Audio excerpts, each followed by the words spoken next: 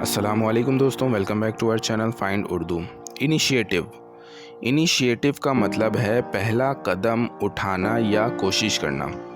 Initiative का मतलब होता है किसी काम या प्रोजेक्ट का शुरू करने का इरादा और लीडरशिप लेना।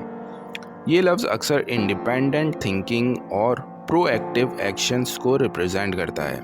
ये क्वालिटीज़ का साइन होता है जो किसी शख्स को दूसरों से अलग बनाता है, जैसे उसकी इनिशिएटिव लेने की आदत उसको आगे बढ़ाती है। Taking initiative is important for personal growth. Initiative लेना पर्सनल ग्रोथ के लिए ज़रूरी है। तो दोस्तों, इनिशिएटिव का मतलब है पहला कदम उठाना और जिम्मेदारी लेना। उम्मीद है अब आपको इनिशिएटिव का मतलब समझ में आ गया होगा। मिलते हैं नेक्स्ट वीडियो में। शुक्रिया।